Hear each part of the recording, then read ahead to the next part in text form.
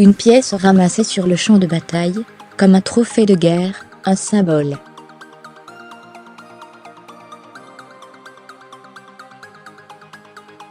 Celui de la débâcle du tout-puissant empereur. Ce lundi après-midi, la maison de Baek vendra aux enchères à Lyon un chapeau porté par Napoléon Ier lors de la bataille de Waterloo en 1815.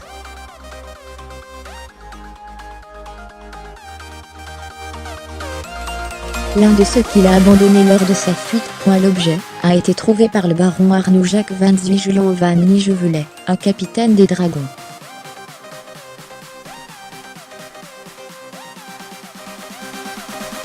Les affaires de l'empereur étaient généralement stockées dans une ferme sur le champ de bataille.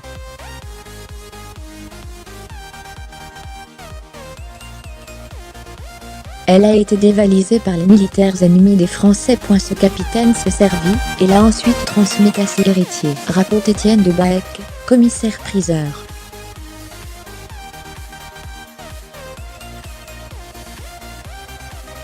Et d'ajouter, il s'agit d'un couvre-chef rarissime. 19 chapeaux sur les 120 portés par Napoléon ont été répertoriés selon les spécialistes.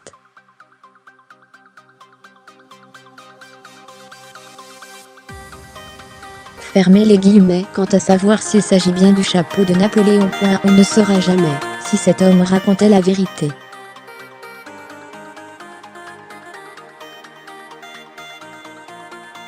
Il y a toujours une part de rêve, mais l'objet présente toutes les caractéristiques du chapeau impérial, poursuit le commissaire-priseur pour lequel le doute n'est guère possible.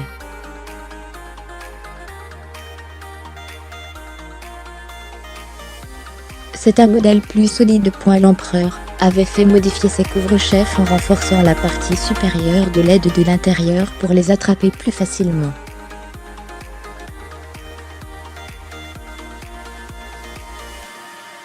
Et en enlevant la doublure qu'il ne supportait pas. Il y était allergique. Le tour intérieur de tête correspond à ceux des modèles qu'il portait, dévoile-t-il.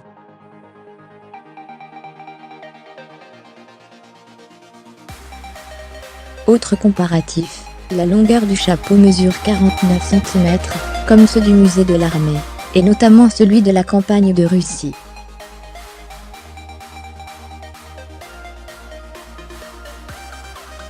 L'objet, qui a déjà été présenté lors de l'exposition internationale de Bruxelles en juin 1897, sera vendu avec sa boîte et les lettres faisant état des changements de propriétaires successifs.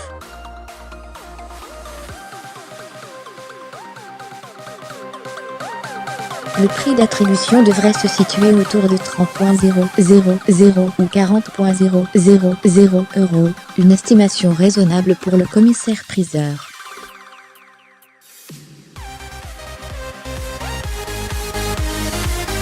Plusieurs particuliers se sont déjà montrés intéressés, notamment des collectionneurs étrangers.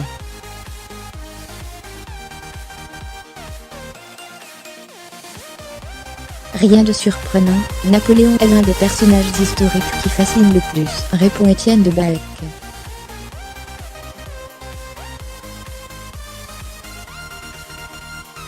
Plus grand que, à lire aussi, un ouvrage rarissime sur l'égyptologie et des lettres inédites de Napoléon retrouvées au hasard dans une bibliothèque.